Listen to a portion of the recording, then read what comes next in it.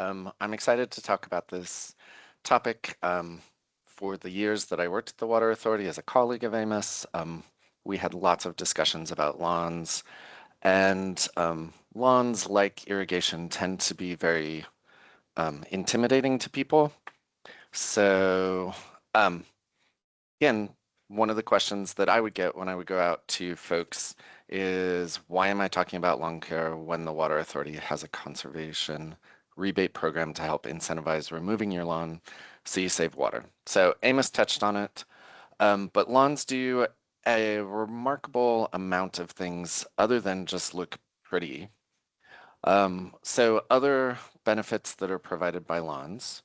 Um, Lawns can reduce temperatures, so having lawns up close to a house makes more sense because they will more likely be used by the residents in the house. And then it also, through evaporation, can help cool areas.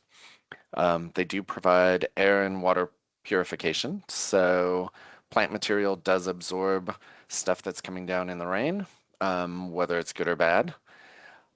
Lawns can also prevent soil erosion and reduce dust.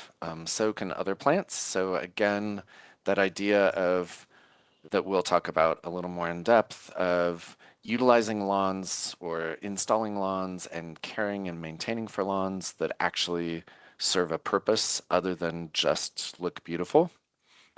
Um, Lawns have been proven to improve mental health. They reduce anxiety, which this day and age, I think we all need some of that. They do provide recreation space for children, pets, and adults. And then in some parts of our country and in some parts of Albuquerque proper, they do increase property value. So they can also decrease property value if a lawn feels like it's too big and would require too much maintenance. So there are folks that have no interest in that at this point in time. So as we go through this, we're going to cover three types of turf grass. Um, you will hear me refer to lawns and turf or turf grass interchangeably. So not all grasses become turf. What we consider lawns can be clumpy, which may not be like a smooth. It may be a native grass that's rough, or a warm season grass that tends to be a little rougher and grow a little shorter. One of the biggest things that you want to think about, whether you have a home that already has a lawn or you're thinking about getting a home with a lawn or installing a lawn, is how you are actually going to use it, because how it's going to be used should influence the grass that you choose to use as that lawn space. We're going to discuss what turf grass needs to thrive. We're going to talk about compaction, which is the biggest issue we face in this part of the state, and really talk about ways on how to deal with it.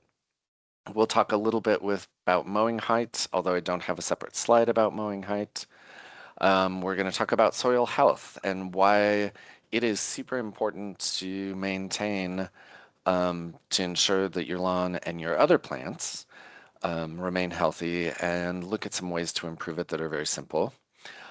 Because I'm an irrigation guy, we're going to talk about irrigation as well, but not hugely in depth. So if you're nervous about irrigation, don't be. We'll just cover some easy stuff.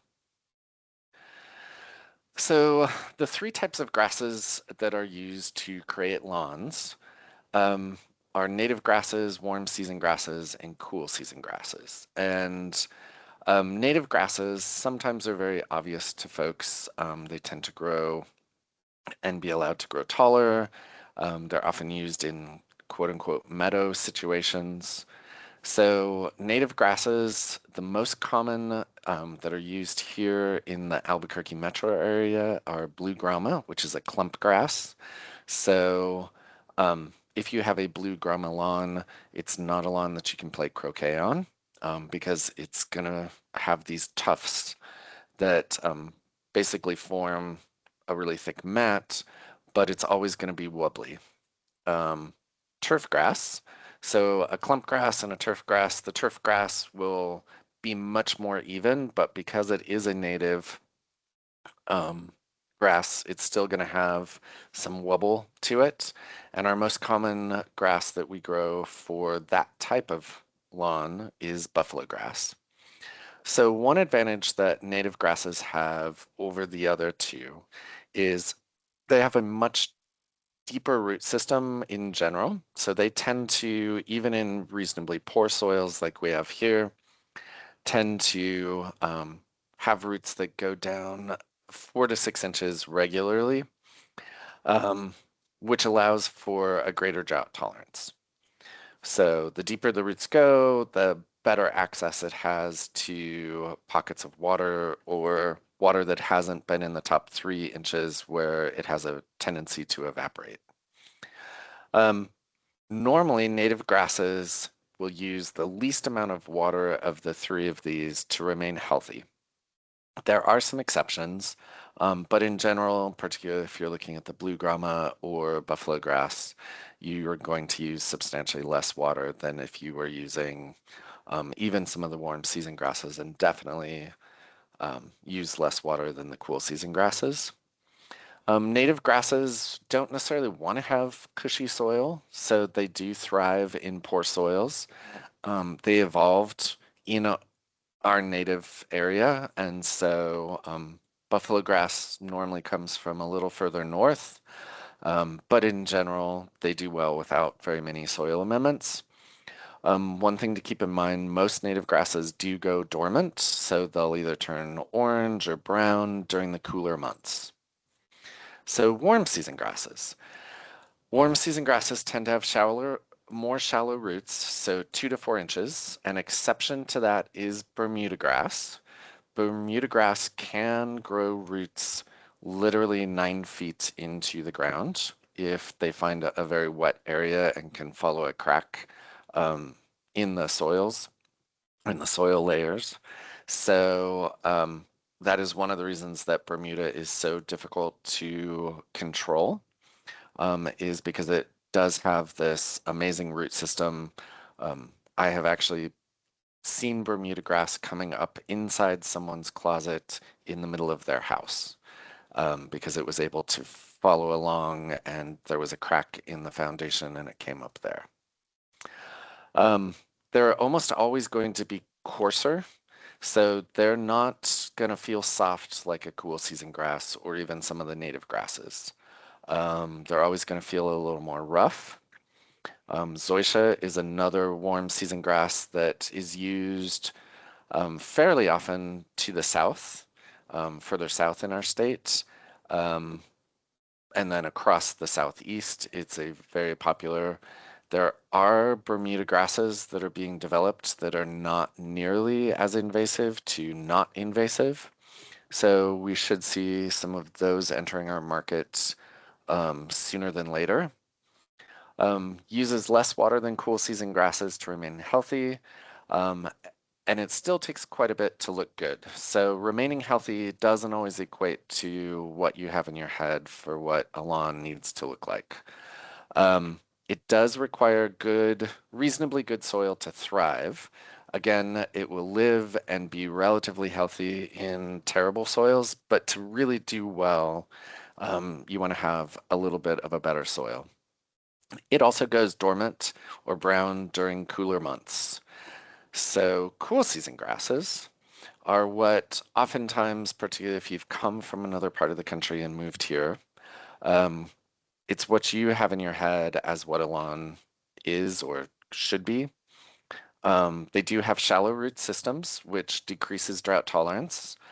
They are considered a soft turf grass, so Kentucky bluegrass or variants of Kentucky blue and fescue are the most common. Rye is another annual grass that's used to supplement.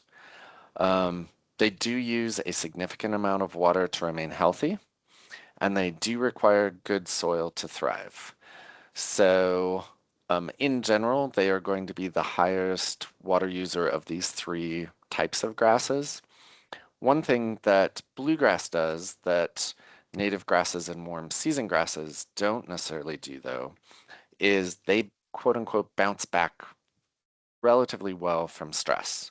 So you can have a bluegrass lawn that um, dries out, starts to turn brown in the summer, um, and doesn't appear to be healthy, that with a little TLC will bounce back much more readily. If you have similar problems in Bermuda or the native grasses, you may end up with that brown area or that issue all the way through the end of the year and into early the next part until it grows back. So one benefit that is actually a really good benefit for bluegrass is you have the ability to stress it if you need to when you reduce your water, and it usually comes back reasonably healthy afterwards. So cool season grasses do remain green during cooler months. So over the winter, if you're driving through a neighborhood and you see tan colored lawns, those are usually going to be your warm season grasses or a native grass. And if you drive by a house and they have reasonably green grass out front, that's going to be a cool season grass. If it looks blue and fake, it potentially is. So understanding how you plan on using your lawn area is really important. So one of the things to keep in mind is the type of traffic. So again, if you are going to be playing quite a bit and particularly games that require balls, whether it's soccer, croquet, bocce, um, those are going to be grasses that you're going to want to have as fairly smooth. So if it is going to be used for those type of activities, you want to look at what the traffic level is going to be, which could affect how often you need to decompact the soil, or whether or not you want to go with a fescue that may use a little less water than a Kentucky Blue, but won't respond after it's been trampled as easily and as readily as the bluegrass. You might want to go, if you don't care that it turns brown during the winter, you may go ahead and go with a warm season grass that will reduce your water usage. Um, can, depending on the part of town, and if it's an older variety of Bermuda, you may end up with some maintenance issues that because it can be fairly invasive. So those are all things that you want to look at. There are low growing things like zoysia or Bermudas. You may only need to mow once or twice a season because they remain short. Something like fescue or bluegrass, you're going to need to mow at least once a week, potentially more, depending on its growth rate and how healthy your soils are. So understanding the level of maintenance that you want to apply on a fairly regular basis is going to be important. Understanding the size of turf area that you really need to meet your goals. So there's been lots of publications and news stories lately about declines in bird populations and insect populations, which the decline in insect populations can lead to decline in bird populations. As a state, we have a decline in bats. Um, all of these things are related to what's going on um, with our climate, but also basically as our municipalities look at the plant material that we have. Kind of the realization is moving away from turf and going towards shrubs and forbs and perennials help build up this ability for insects that are beneficial to thrive. It reintroduces or increases our bird populations. And turf is normal, or lawns are normally considered a monoculture. So most people strictly want grass growing in their turf areas. So when that occurs, you're minimizing the diversity, which then has an impact. So I would never say don't have turf because it's definitely usable, has all those benefits we looked at earlier. but understanding that a huge turf area that you'd never use might have a bigger impact on the environment than you think. So making sure that you're planning your turf or your lawn area to be a usable size, one that you don't mind maintaining, one that, is sufficient to host all the activities that you want to do on it. Another thing to consider is Colorado, Nevada, and California have all adapted in varying degrees, mostly for commercial um, entities and for municipal entities, but there is discussion in those states about having it bleed into residential areas. This idea that non-functional turf um, so turf that isn't readily used and isn't walked on, isn't played on, would get abolished. And either um, with the idea that the water should be going to much more beneficial usage, um, if municipalities and with lower water um, availability, you want to make sure that you're using the appropriate amount of water for what it's going to be used for. And in lots of ways, we get ecosystem services out of plants that are not turf at a better return rate to use economic terms. So um, if a lawn is there strictly for decorative purposes in those states, it may be going away. So that is something to keep in mind too as you kind of plan. Again, cool season grasses, bluegrass in particular, tend to get a bad rap because they do require more water. One of the things we're going to talk about is soil health. You can reduce the amount of water that you use on those grasses if you maintain your soil health.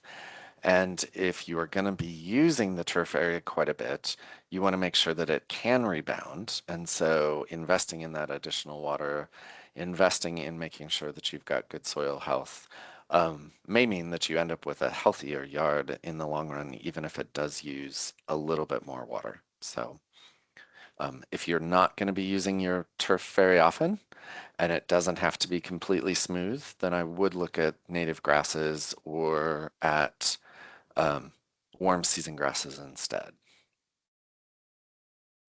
So what do most grass lawns need to thrive? So adequate sunlight for the species. So I mentioned briefly rye and fescue, particularly sheep's fescue, which is considered a clump grass and a native grass, all do better in shade than Bermuda, than bluegrass, and some of the other fescues. So I know in my yard, we do have a small turf area, and half of it gets full sun and half gets a lot of shade, if not full shade. And so we actually have multiple species of turf to handle that in the area. So, because grasses that thrive in direct sunlight usually don't thrive in shade and vice versa.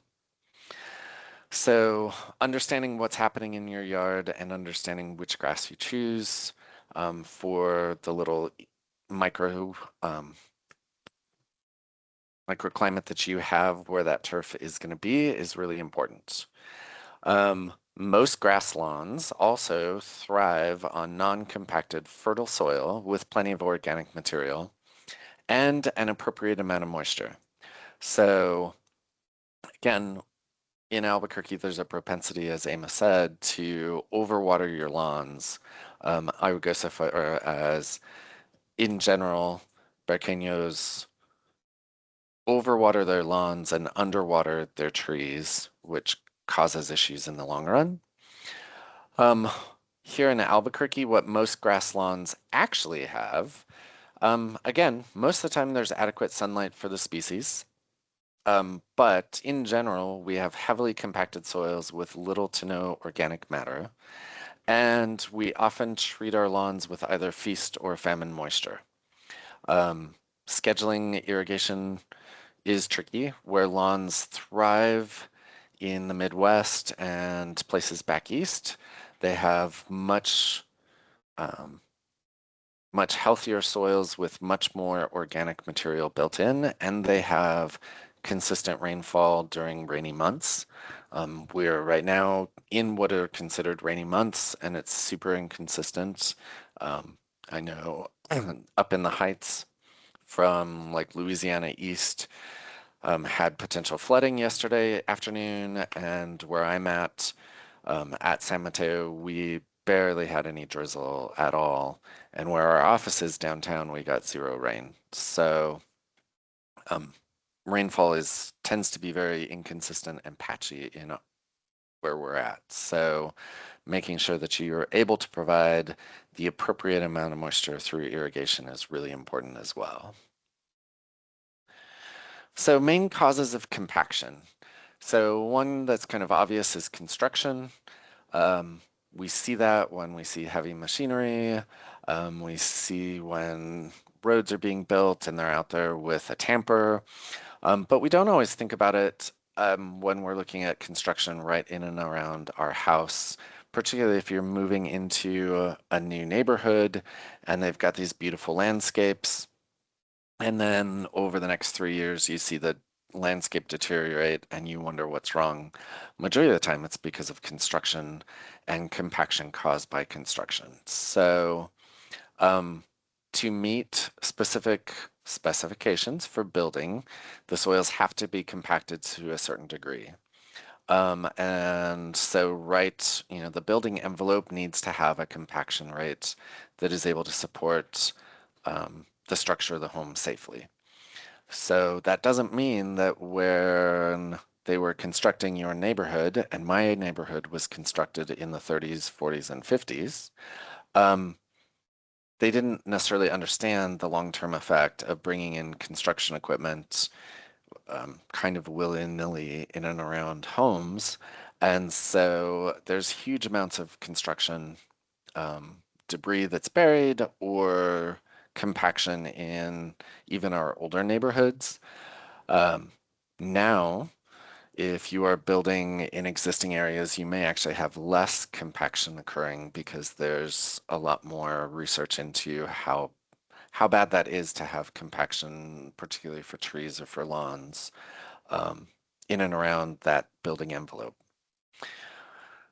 So overhead irrigation, just by the nature of gravity, overhead irrigation causes soils to compact. So you have the air gaps that get filled with water. And as the water is depleted, those air gaps shrink or compress if you have um, very fine soils like we do in some areas. And so it'll expand and then shrink, expand and shrink. And over time, the expansion doesn't take up, isn't able to maintain itself against that compaction. And so overhead irrigation over time will compact soils on their own. Foot traffic. And foot traffic can even just be your Chihuahua, your Dachshund, your Great Dane, any, your child, you, anywhere where you guys have pathways that are readily used to go someplace will have heavier compaction. And again, you're walking on grass, doesn't feel like you're compacting, but over time, you do compact that soil beneath it. Synthetic fertilizers. So majority of the synthetic fertilizers that are used are made up of salts and not salt like sodium, although it may be, but mineral salts will tend to crust. And so underneath that grass where you've used particularly like a granular fertilizer, because we already have very mineral rich, they're often called sodic soils. There's a propensity by adding additional salts or minerals to that to get this crusting and this compaction. That crusting and compaction then becomes hydrophobic and it's harder for water to actually sink in, and so it sits on top and then evaporates. Also, just time. Areas that don't receive the traffic don't necessarily have synthetic fertilizers, but totally lost it. Don't have a lot of decay to build up that soil. Will also have soils that are either compacted themselves or act compacted. So again, where we're at due to our aridity, we don't have a lot of natural decay that would occur even in places like Colorado or across the Midwest where there's just substantial, um, substantially more ambient moisture. And so, um, one of the ways that we have to combat compaction is aeration, but another way is scarification or dethatching. So, aerating your lawn is probably the best thing you can do to deal with compaction. Um, so again, it is very common where if you read specs on, let's say, a bluegrass, and they tell you that it's going to have 4-inch depth or 3-inch depth in fertile soil in Albuquerque on a compacted soil, that same grass may only have roots that are literally like an inch to an inch and a half. And so they are staying in that zone of soil that evaporates water out very, very quickly. And so it's constantly needing that water applied, which then compacts it further to keep stuff looking reasonably healthy. So the easiest way to combat that is to aerate your lawn. And typically, um, or historically, aeration has occurred once, maybe 2 times per year. Um, When I was with the Water Authority, we saw much greater success where homeowners and customers would aerate 3 or 4 times or even more times per year, particularly if they had lots of activity on their turf. So when you aerate to get the most bang for your buck, because most people don't own aerators, they either hire someone to do it or they rent an aerator themselves and do it themselves. You want to make sure that your soils are fairly soft. So if you're on the west side, you may have reasonably soft soils, but you would still want to wet them. And then if you're in a part of town where you don't have soft soils, um, you're going to want to water them like you normally would. While it is watering, you want to make sure that you flag all of your irrigation heads. So if you have an in-ground irrigation system, you can do a lot of damage to the sprinkler or the rotor heads with this machine because those tines are really strong and they will break the plastic. So you want to avoid driving over them or digging down on top of them because you will likely break them. Um, So once you've aerated, and the deeper you can go with the plugs, the better. And you can see why in that diagram on top by allowing really small entrances into the soil, you allow for better water infiltration, you get better oxygen transfer between the soils and the outside, and then you have a better chance of nutrients getting in. So historically, you might have aerated and then followed up with a granular fertilizer.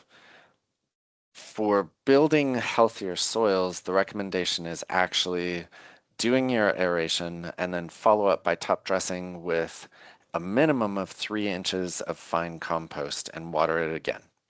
So the best or the most success I've seen with this happening was out at, oh my gosh, totally lost it. On the west side, and a super compacted turf area. And in February, we did 2 aerations followed up by 2 sets of compost. And in February, one of the things that you can do is kind of jumpstart your lawn because the compost, when you put it down, is darker. And so it holds a little more um, heat close. And so you actually get greening up of the lawn a little earlier because it's holding that warmth and bringing stuff out. And then the nutrients from the compost, when it would get wet, would trickle down into those cavities.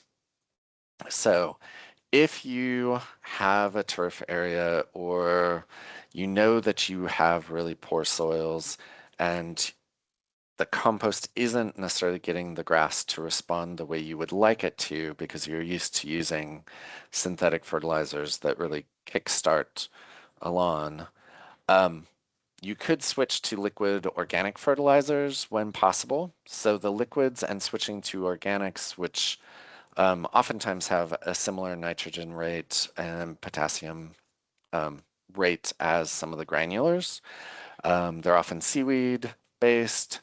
Um, they may be a compost tea, something like that. Those will not um, lead to compaction as readily as the granular synthetic fertilizers do.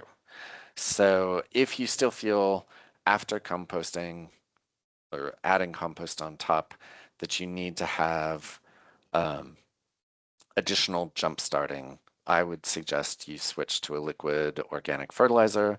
Also, because we have super alkaline soils and our water is alkaline, you may have the need to add iron um, and going with a chelated iron, which is easier for roots to absorb. It's been tempered and can handle the alkalinity better. That I would recommend, particularly on turf, that you look at it as a liquid instead of as a granular. And part of that is if you get the granular wet and it's on a sidewalk, you then have rust staining on your sidewalk for years. Um, so this is a diagram of what a healthy soil basically looks like. Um, so healthy soils, ideally, you would actually allow some of your dandelions and your clovers and things that are growing in your turf to actually remain. And one of the reasons you would want to do that is they have what tend to be stronger root systems that will help break up some of that compaction in the soil. Also, if it's clover, or even if it's alfalfa, um, you're going to have them nitrogen fixing your soil, which helps make that nitrogen more readily available to the rest of the grass. Um, I would say earthworms in general are good to have in your turf area. Grubs are not. So you want to watch for signs of grubs and treat that effectively. You ideally want to have enough healthy bacterial um, growth inside your soil to have that mycelial network forming. Um, the that top zone and root zone, ideally you want to have that remain fairly uncompacted in at least a 4-inch zone. Likely, if you went out with like a barbecue skewer or something right now to your lawn and it hasn't been watered in the last 12 hours, you may have a hard time depending on what part of town you're in and when the last time it was aerated was, um, getting that barbecue skewer or a knife or anything in even like a 2-inch space. And that is pretty normal in the Albuquerque metro, and kind of normal citywide until you get to the west side, where some of their really like blow sand type soils as an underbase um, make growing grass equally as hard as heavy compacted areas, but for very different reasons. So by definition, a healthy soil is going to be a living dynamic ecosystem. So, and all of that organic matter that is in a healthy soil really helps store water. It helps cycle the nutrients as stuff decomposes, it releases nutrients, and you want it to have a stable structure for roots. So having a variation in clast or like grain size. So having a mix of clay, sand, silt, a little bit of gravel is along with the organic material really helps to maintain a healthy soil. Um, Typically, it would be composed of about 45% minerals, 25% water. So again, it's going to be holding water pretty well. You want to have a variation in the size of the minerals and the type of connections they make.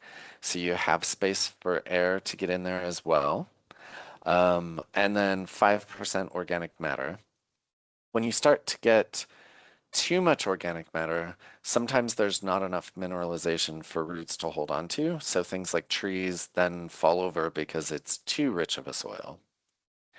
Um, to maintain that soil health, you need to make sure that you're consistently aerating to alleviate compaction and to create those opportunities for more oxygen transfer, more water transfer, to get down a little deeper into the soils. So dethatching is typically another way of helping decompact. So, or if not decompact per se, it allows the water to hit the soils to enter. So, um, one of the things that is a best practice is when you're mowing to allow the mowing clippings in general to not get bagged and hauled off. So if you have super long grass and you're going to be cutting it short, you may take the grass out and haul it off or turn it into compost if you have a compost pile or participate with Green Bucket. Um, but if you are not bagging occasionally because we are so dry, that layer of clippings that you're adding to, which would normally decompose in other parts of the country, may not be decomposing here. Particularly if you do have a warm season grass that requires less water. For decomposition to occur um, and not build up a really thick layer of thatch, which then doesn't allow water to pass through it, you have to have water. And so for that decomposition to occur. So we end up with this weird, some folks never have to dethatch, some folks do. So if you do, you can rent machines which look a lot like what we saw doing the plugging for aeration, but they have little rake tines, or you can buy a fancy rake with little sharp blades and dethatch yourself.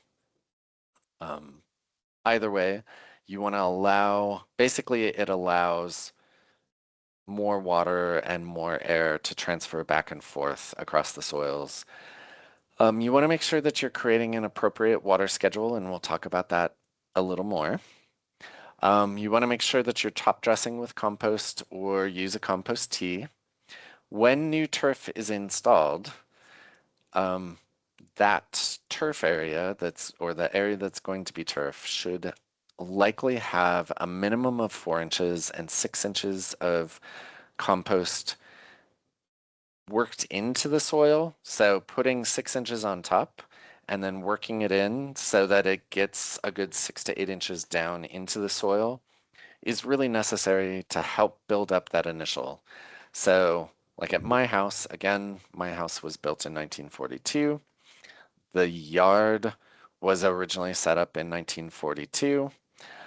Now, if I were to go through, I would assume that that soil, for the most part, where certain parts of the backyard are, um, have basically no nutrients left in the soil because it was fill, dirt, and was not topsoil that was potentially brought in when they built it. And so there's not a lot of organic material, not a lot of healthy soil to begin with. And that's going to be true across the city for the most part. Um, Roly-polies, earwigs, centipedes, millipedes, things like that, as well as worms, are usually good. So there are some issues with grubs. There are some issues with certain types of nematodes, which are basically microscopic worm type entities. But for the most part, cockroaches, insects, arthropods, they're all good in generating healthy soils. It's important that maybe you don't get rid of all your deep-rooted plants like dandelion because they do help break up the soils. And again, clover helps set nitrogen. So allowing some of those to grow in a lawn can lead to better soil health in the long run.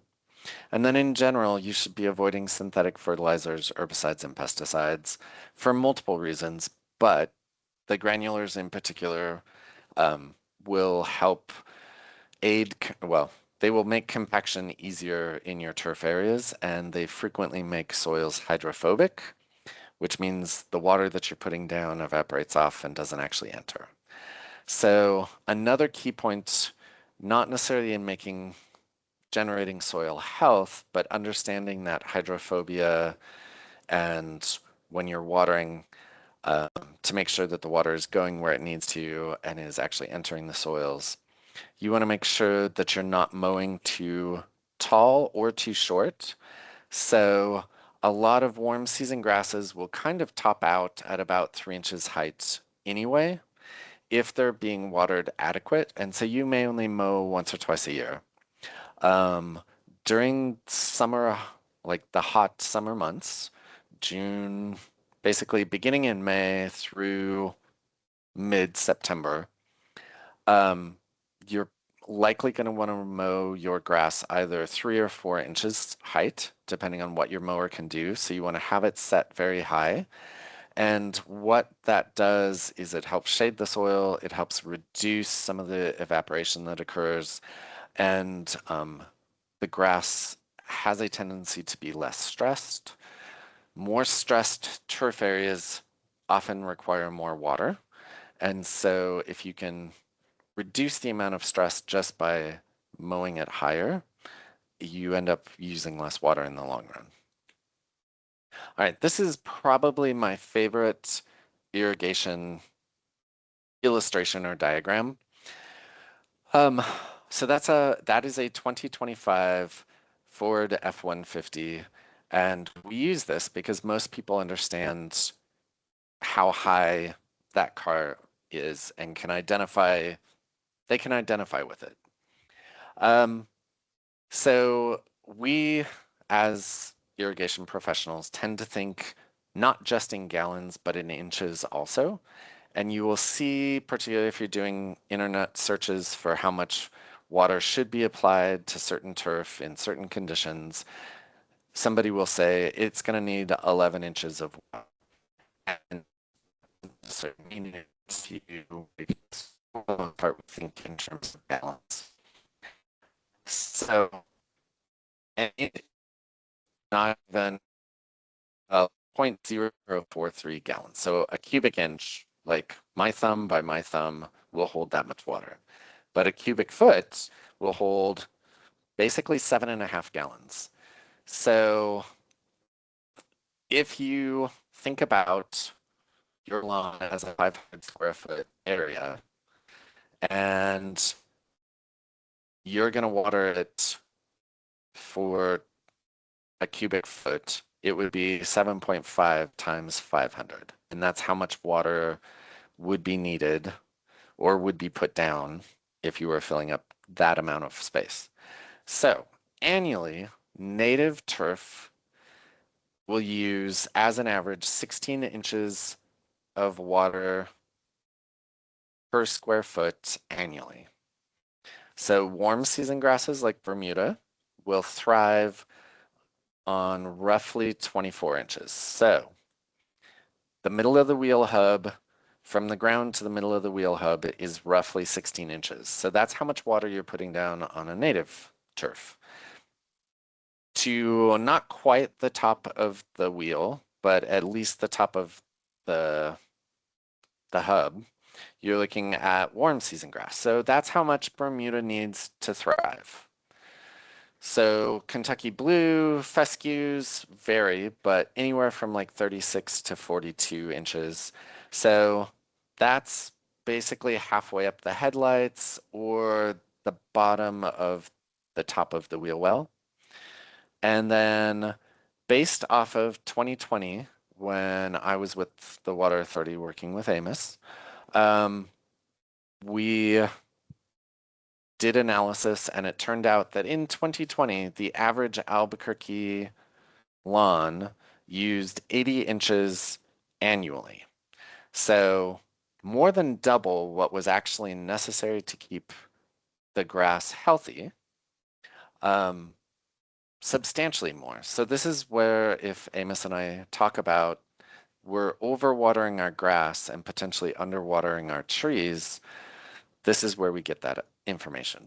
So it's also just this really amazing visual that basically 80 inches, which is really a lot. It is roughly 3 or 4 inches taller than the top of the cab of a standard um, Ford F-150.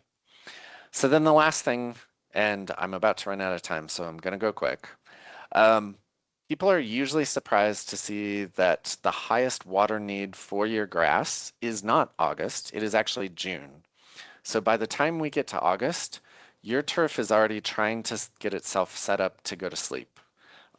Even if it's a cool season grass, they're starting to naturally need less water.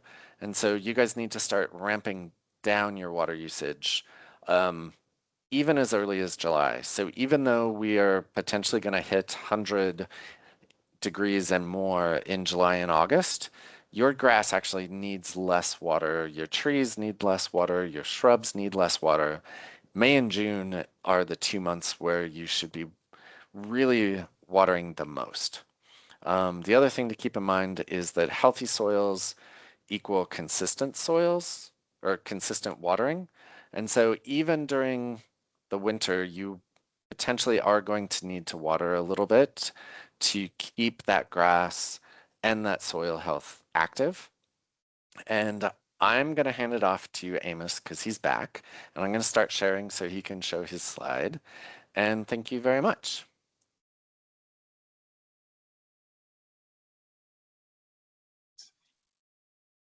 Great. Thank you so much for that information.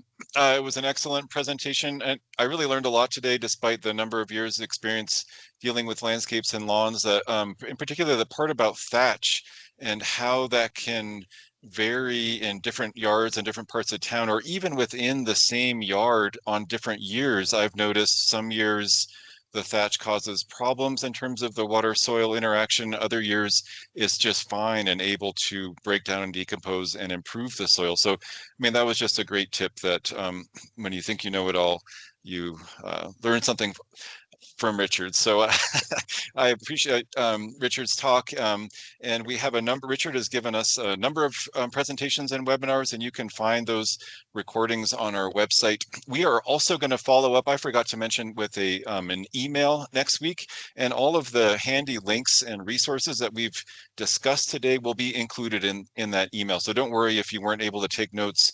We will follow up with that email, and you will also receive a recording of the presentation, and then within the coming weeks, we will post that to our website. So if you know someone who is interested in learning this information, you can share that link.